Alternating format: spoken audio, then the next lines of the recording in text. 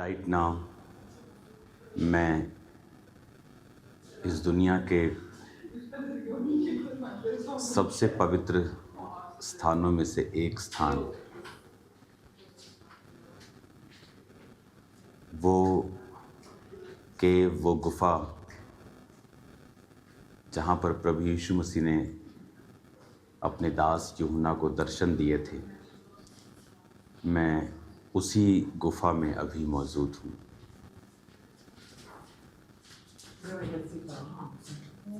ये एक हमारे लिए इमोशनल, स्पिरिचुअल एक पल था जब मैं इस गुफा में प्रार्थना कर रहा था। यहाँ पर आप वीडियो में साथ साथ देखेंगे वो जगह जहाँ पर यूहन्ना ने अपना सिर रख के वो रेस्ट करता था और जहाँ वो हाथ रख के प्रार्थना के लिए घुटनों के भार बैठता उठता और उस हाथ से वो सहारा लेता था। और वो जगह जहाँ पर उसने उस प्रकाशित वाक्य को लिखा। इस समय मैं ग्रीस में हूँ और जिस समय यूहन्ना परमेश्वर का संत प्रेरित यूहन्ना जब यहाँ पर आए सन 95 में, आज से 1900 साल पहले, तो वो जब यहाँ आए तो वो इफिसुस की कलीसिया के वो पास्टर थे। वो कलीसिया आज भी है, वो कलीसिया तुर्की में है। मैं इस समय तुर्की के बॉर्डर पर हूँ। ये जगह तुर्की से कुछ ही किलोमीटर की दूरी पे है और मैं ग्रीस के अंदर हूँ। ग्रीस और तुर्की का एक तरह का बॉर्डर है। और वो 7 कलीसियाएं जो प्रकाशित वाक्य में जिनको परमेश्वर ने मैसेज दिया, वो इफिसुस, वो स्मरना, फिलाडेल्फिया, वो सभी 7 चर्चेस जो हम प्रकाशित वाक्य में पढ़ते हैं, रेवलेशन में पढ़ते हैं। जब हम रेवलेशन 1 उसकी 11 में पढ़ते हैं तो उसमें लिखा, जो कुछ तू देखता है उसे पुस्तक में लिखकर 7 कलीसियाओं के पास भेज दे, Ephesus, Smyrna, Pergamum, Thyatira, Sardis, Philadelphia और लौदीकिया को। तो इन 7 कलीसियाओं को अगर आप देखेंगे तो वो यहाँ से कुछ ही किलोमीटर की दूरी पे हैं और वो तुर्की में पड़ती हैं। और इस मैसेज को देने से पहले परमेश्वर ने मुझसे कहा था कि कलीसिया को बोल कि वो सब बीमारों को आज के दिन, संडे के दिन वहाँ पे इकट्ठा रखें, क्योंकि आज अब अपनी ज़िंदगी के उस मसे को, उस हीलिंग को और उस डिलीवरेंस को आप पाके जाएंगे और आपकी स्पिरिचुअल लाइफ जो है वो सेम नहीं रहेंगी। मैं उसी गुफा में मौजूद हूँ जहाँ पर परमेश्वर ने अपने दास संत यूहन्ना को दर्शन दिया था। वो मेरे पीछे जो गुफा का स्थान है वो आप वीडियो में साथ साथ देखेंगे, जहाँ पर वो रेस्ट करता था, जहाँ पर वो अपने हाथों से सहारा लेके खड़ा होता था और जहाँ पर उसने उस प्रकाशित वाक्य को लिखा कि संत यूहन्ना जब तुर्की में प्रीच करते थे, इसे एशिया माइनर बोला जाता है, तब आप बाइबल में उसे एशिया माइनर के नाम से पढ़ते हैं, जो मॉडर्न डे का, आज का तुर्की है। तो वहाँ की गवर्नमेंट जो थी वो उनसे बहुत इनसिक्योर हो गई थी, क्योंकि उनका प्रभाव जो था वो बहुत बड़ा था। तो उन पर फॉल्स एक्यूजेशन लगाकर उनको मारने की कोशिश की गई। और जब उनको उबलते हुए तेल में डाला गया और वहाँ उनका बाल भी बांका नहीं हुआ तो वो डर गए और इस पतमुस नामक टापू पर उन्हें बाकी कैदियों के साथ, क्योंकि यहाँ पर छोड़ दिया जाता था, ये बहुत दूर है। आज मैं एक शिप के सहारे से यहाँ पहुँचा हूँ और मैंने जो पहले आपको वचन दिया समोस से, जहाँ पर पौलुस अपनी तीसरी मिशनरी यात्रा के दौरान रुके थे, और आज जब समोस से हम यहाँ आए तो बहुत दूर ये आइलैंड है। और एक चीज़ जो मैं आपको दिखाना चाहता हूँ, अगर आप मेरे संग मुझे फॉलो करें तो मैं आपको ये दिखाना चाहता हूँ कि तो जब पतमुस टापू, मैं आपको ये गुफा से दिखा रहा हूँ जहाँ पर यूहन्ना ने लिखा था, और ये बिल्कुल मेरे सामने आप देख सकते हैं। अगर आप देखें जहाँ ये आदमी जा रहा है, ये वो गुफा है, ये अंदर। तो आप पूरी वीडियो में, मैं वहाँ पे था तो आप उसको देखेंगे साथ साथ वीडियो में। तो ये वहाँ पर हम अपने शिप को देखते हैं, और अगर आप देखेंगे इस पतमुस नामक टापू को, और इसको मैंने बड़े ध्यान से देखा है, वो समंदर अटैच है इसके साथ, और ये सारा एक ही टापू है। और ये पतमुस के साथ एक और टापू है, लेकिन ये अगर आप टापू बड़े ध्यान से, मैंने इसकी स्टडी की, अगर आप देखेंगे तो इसमें जितने पेड़ आपको नज़र आ रहे हैं ये सब बाद में लगाए गए हैं। ये आपको छोटे छोटे पेड़ जो नज़र आ रहे हैं ये सदियों से यहाँ नहीं है। और अगर आप ओरिजिनली इस टापू को देखेंगे तो ये ओरिजिनल ये ऐसा टापू था। जब यूहन्ना यहाँ संत आए होंगे तो ये वो इस तरह से दिखता था। ये एक बंजर प्रकार का ये टापू था। बहुत कम प्रकार के यहाँ उस समय फल रहे होंगे, बहुत कम प्रकार के खाने के यहाँ पर स्थान होंगे, क्योंकि जितने पेड़ अभी आप देख रहे हो मेरे आसपास ये सभी अभी के लगाए गए हैं, और ये छोटे छोटे पेड़ जो आप देख रहे हो। और जैसे जैसे यहाँ लोग आते रहे, विजिटर आते रहे, होटल्स बनते रहे, तो घर बनते रहे, लेकिन जब वो यहाँ पर भेजे जाते थे तब यहाँ वो मरने के लिए भेजे जाते थे, क्योंकि यहाँ पर और जो लोग गवर्नमेंट के खिलाफ काम करते थे, जो लोग गवर्नमेंट के खिलाफ होते थे, जो लोग सरकारी नीतियों के खिलाफ खुलकर बोलते थे, उनको इस टापू पर छोड़ दिया जाता था। जिनको वो मार भी नहीं सकते थे और जिनको छोड़ भी नहीं सकते थे, तो इस टापू पर आकर भूख से थोड़े दिनों, महीनों और हफ्तों के अंदर उनकी मृत्यु हो जाया करती थी, क्योंकि यहाँ पर इनफ खाना मौजूद नहीं था। कभी मछली आप कितनी पकड़ सकते हो, आपके पास कोई चीज़ नहीं है, कोई आपके पास कोई इनफ कपड़े नहीं हैं। यहाँ बहुत ही सर्दियों में सर्दी, गर्मियों में गर्मी, तो इस तरह से उनकी ज़िंदगी को टफ करने के लिए वो यहाँ पे इनको छोड़ दिया करते थे। अगर आप देखेंगे ध्यान से तो जो टापू आपको ओरिजिनल दशा में है वो हमेशा आपको बंजर ही, यहाँ पर इतना ज़्यादा गहरा आपको नहीं दिखाई देगा।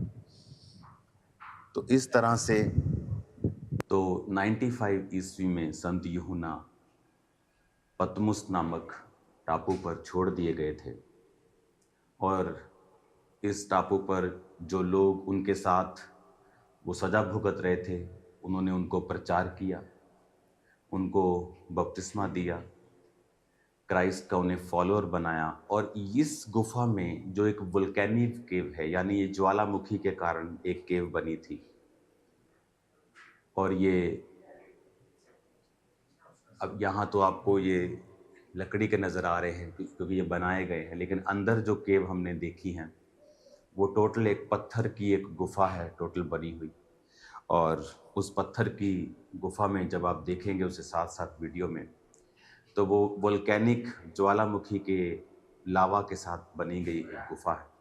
तो वो इस जगह के ऊपर वो प्रार्थना करने के लिए आया करते थे, वो प्रीच करते थे नीचे लोगों को, यहाँ के जो कैदी थे उनको बैप्टाइज करते थे, और उसके बाद यहाँ पर वो अलग प्रार्थना करने के लिए, जिस तरह प्रभु यीशु मसीह अलग जंगलों में जाकर वो प्रार्थना करते थे, वो यहाँ पर भी वो प्रार्थना करने के लिए आया करते थे। तो जब वो प्रार्थना करने के लिए यहाँ पर आते थे तो तब परमेश्वर ने उनको यहाँ पर दर्शन दिया था, और उस दर्शन के दौरान जिस जगह पर वो प्रकाशित वाक्य पुस्तक लिखी गई उस जगह को भी आप अभी देख रहे होंगे वीडियो में। एक बहुत स्ट्रॉन्ग मैसेज है जो परमेश्वर हमें देना चाहता है, और ये बहुत ही स्ट्रॉन्ग मैसेज परमेश्वर हमें देता है।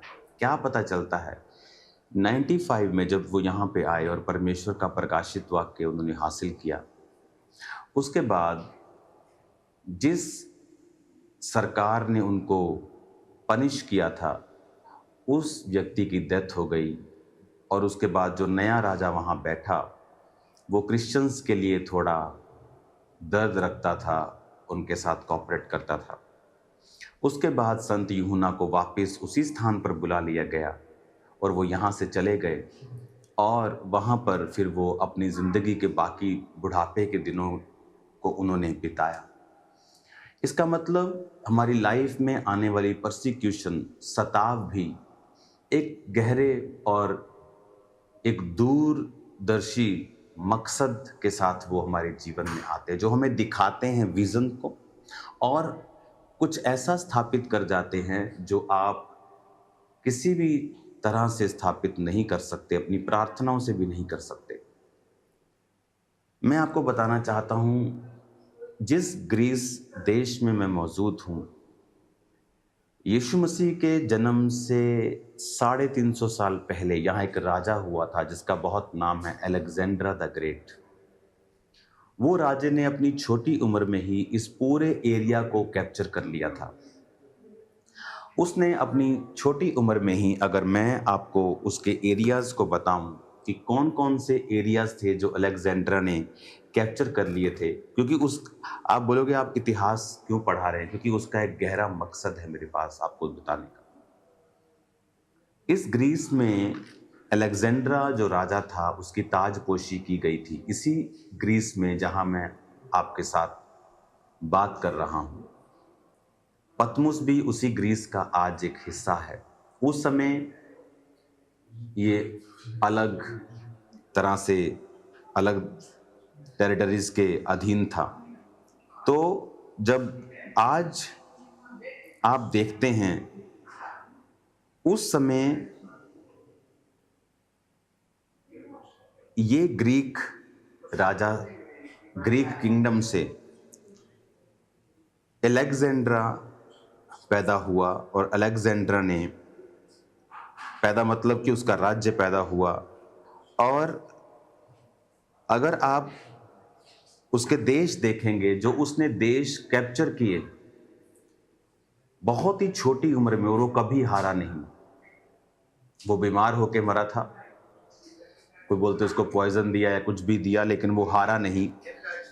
मैकेडोनिया से लेके Greece, Bulgaria, Albania, Egypt, Turkey, Syria, Israel, Palestine, Jordan, Lebanon, Iraq, Kuwait, Iran, Afghanistan, Pakistan, Bharat के कुछ हिस्से, Turkmenistan, Uzbekistan, Tajikistan, west to east अगर आप देखेंगे तो वो 4800 किलोमीटर लंबा, और दुनिया का 7वां अगर आज हम देखेंगे तो वो सबसे बड़ा राज्य था बाय लैंड। लेकिन उस समय इन देशों को वो जीत कर, और उसने ग्रीस की ग्रीक भाषा जो आज यहाँ बोली जाती है, उस भाषा को उसने इंटरनेशनली स्थापित कर दिया था कि यही भाषा यहाँ पर सब व्यक्तियों के द्वारा बोली जाएगी। कई बार हमें ऐसा लगता है कि परमेश्वर के पास सब चीज़ों का कंट्रोल नहीं है, क्योंकि फलाने देश में तो एक नॉन क्रिश्चियन सरकार है, और जो कामयाब हो रही है, जो मन चाहती है वो करती है, शायद परमेश्वर का वहाँ पे कोई भी कंट्रोल नहीं है। पर आप देखो, जब अलेक्जेंड्रा सब राज्यों, देशों के ऊपर कब्जा कर रहा था और अपने राज्य को फैला रहा था, और ग्रीक भाषा को उसने स्ट्रांगली लागू कर दिया, और देखो उसको नहीं पता था, क्योंकि वो तैयारी हो रही थी मसीह के आने की, कि जब मसीह आएगा तो अगर मसीह की भाषा, अगर वो जिस देश में था, अगर थोड़े से ही भाषा उस देश में थोड़े से लोगों को ही मालूम होती, तो सुसमाचार को फैलाना बहुत ही मुश्किल था। आज की इंटरनेट की वो दुनिया नहीं थी, प्रिंटिंग प्रेस की दुनिया नहीं थी, लोग लिख कर भेजते थे। तो उस समय परमेश्वर ने पहले ये अलाउ किया कि वो राजा ग्रीक भाषा को पूरे राज्य में, और उसके राज्य को बड़ा किया, और उसके 300 साल बाद जीसस क्राइस्ट का जन्म हुआ, और यूनानी भाषा में नया नियम लिखा गया, क्योंकि यूनानी भाषा अब इन सब देशों में बोली जाती थी और उसका बड़ा प्रभाव था, और वो एक इंटरनेशनल तब लैंग्वेज थी। तो इसीलिए परमेश्वर का जो सुसमाचार है, जो क्राइस्ट की गॉस्पल है, वो इसीलिए वहां पर फैल सका, और बहुत तेजी के साथ वो फैला। हालेलुया। तारीफ करो, जितनी हाथों में ताकत है, जितनी हाथों में ताकत है। हालेलुया। कई बार आपको लगता है कि ये लोग ऐसा कर रहे हैं, ये अन्य जाति लोग ऐसा कर रहे हैं, लेकिन मैं आपको बता रहा हूं, ये क्राइस्ट के उसके प्लान से, उसकी योजना से बाहर नहीं है। परमेश्वर सब चीज़ों के ऊपर अल्टीमेटली कंट्रोल रखता है, और सब चीज़ों के ऊपर निगाह रखता है, और सब चीज़ें मिलकर भलाई को पैदा करती हैं जो मसीह यीशु से प्रेम रखते हैं। आज से मैं बहुत जल्द आपके बीच में हूँगा। आज और कल मैं यहाँ पे हूँ, उसके बाद मैं चला जाऊँगा वापस। तो मैं ये आपको बोलना चाहता हूँ, आज से आप इस पवित्र भूमि से, जब मैं आपको ब्लेस कर रहा हूँ, प्रार्थना कर रहा हूँ, आप 31 डेज के सब कलीसिया, अगर आपको कोई दिक्कत भी है तो भी आप ये रोज़े रखेंगे। आप 31 डेज के लिए रोज़े रख के आप परमेश्वर की बेदारी को, परमेश्वर की सुरक्षा को, डिवाइन प्रोटेक्शन को, और उसकी ग्लोरी को, कि खामबरा चर्च से, परमेश्वर के दास के जीवन से परमेश्वर की ग्लोरी फैले, और खुदावन की बेदारी हो और सुरक्षा परमेश्वर की हो। आप ये मेरे लिए प्रार्थना करेंगे अगले 31 दिन, और चर्च की बेदारी के लिए, लोगों की बेदारी के लिए, भारत की बेदारी के लिए आप प्रार्थना करें। बाकी देश जो हमारे साथ हैं, हमारे पड़ोसी हैं, उनकी बेदारी के लिए आप प्रार्थना करें। आप इस समय जो देख रहे हैं ये नॉर्मल नहीं है। आज मैं उस गुफा के अंदर से आपको प्रीच कर रहा हूँ, ये एक बहुत बड़ा प्रिविलेज है। इस गुफा के अंदर जो पास्टर हैं, आई थिंक उनकी एज 90 साल की होगी, आप वो फोटो देखेंगे मेरी उनके साथ। वो किससे बात नहीं करते यहाँ पे, वो जस्ट वो अपना काम कर रहे थे, क्योंकि यहाँ पर बहुत से लोग जो हैं वो विजिट करते हैं। तो मेरी एक छोटी सी मुलाकात के दौरान उन्होंने मुझे बहुत प्यार दिया, अपनी ब्लेसिंग, क्योंकि वो यहाँ पे रोज मीटिंग करते हैं इस केव के अंदर जहाँ पे परमेश्वर ने दर्शन दिया था। तो उन्होंने मुझे किस किया 2 बार, और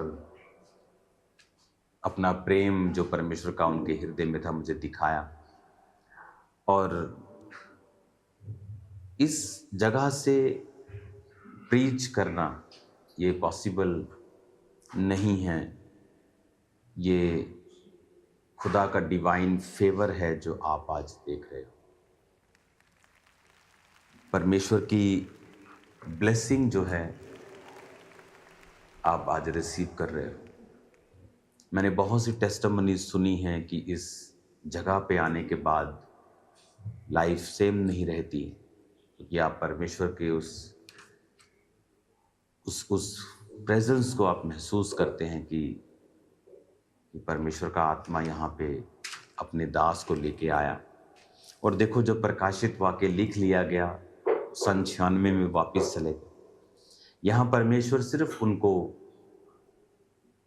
कुछ देने के लिए लेके आया था। लोगों के लिए वो सजा थी, लोगों के लिए वो पनिशमेंट थी, लोगों के लिए एक दास के ऊपर एक सरकार का कब्जा था। लेकिन स्पिरिचुअल रियलम में वो एक ओपनिंग थी, वो एक स्टार्टिंग थी, वो एक कारण था कि परमेश्वर ने अपने दास को उस रेवलेशन के साथ ब्लेस किया। उस जगह को भी आप देखेंगे कि जब परमेश्वर की आवाज़ तुरही के साथ उसे सुनाई दी थी, तो उस चट्टान में 3 दरारें पड़ गई थी अंदर, और वो दरारें अंदर पड़ गई थी, और दरारें आज भी वहाँ मौजूद हैं, जो त्रिएकता को यानी बाप, बेटा, पवित्र आत्मा को दर्शाती हैं, जो फादर को, सन को और होली स्पिरिट को दर्शाती है। हालेलुया। आज मैं आपको ये बताना चाहता हूँ, आपकी लाइफ में अगर आप परमेश्वर के साथ वफादार हैं तो कुछ भी घटना क्यों नहीं हो रही हो, कुछ भी क्यों नहीं हो रहा हो, कैसा भी सिचुएशन क्यों नहीं हो, वो सब चीज़ें आपकी भलाई के लिए ही मुड़ जाएंगी। आज इस फेक दुनिया में फेक लोग, fake believers, fake pastors, fake apostles और फेक सर्वेंट्स की दुनिया में, जहाँ पर लोग फेसबुक को भविष्यवाणियाँ करने के लिए इस्तेमाल करते हैं, जहाँ लोग मसीह को बेचने के लिए इस्तेमाल करते हैं, जहाँ लोग अपनी पोजीशंस का फ़ायदा उठाते हैं, जहाँ लोग फेक हो चुके हैं, जिन्हें परमेश्वर की परवाह नहीं है, जिन लोगों की परवाह है, जो परमेश्वर को खुश नहीं करना चाहते हैं, जो सिर्फ लोगों को हैप्पी करना चाहते हैं, चाहे उन्हें उसके लिए पाप करना पड़े, व्यभिचार करना पड़े, चोरी करनी पड़े, चाहे उनको गलत रीति से ही परमेश्वर का नाम ले लेकर कुछ बोलना पड़े। हम उस दुनिया में रहते हैं। ये ऐसी दुनिया है, ये बन गई है ऐसी, लेकिन असल में ऐसी दुनिया नहीं है जो परमेश्वर की है। आज इस स्थान से मैं आपको ब्लेस्ड घोषित करता हूँ और आपके लिए प्रार्थना करता हूँ कि आपकी जिंदगियां क्राइस्ट में, वर्ड में मजबूत हो जाएं, आपकी जिंदगियां परमेश्वर के चरित्र के मुताबिक हो जाएं, कि आप परमेश्वर के नाम को फैला सकें। परमेश्वर ने आपको एक बड़ा दर्शन दिया है, मुझे एक बड़ा दर्शन दिया है।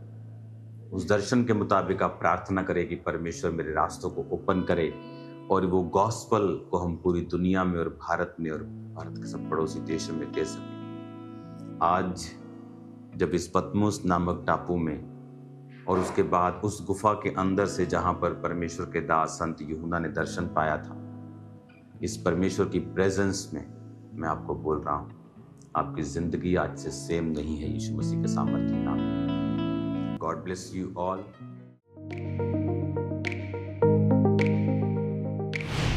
परमेश्वर के दास के द्वारा दिए गए जीवित वचनों और गहरे आत्मिक भेदों को जानने के लिए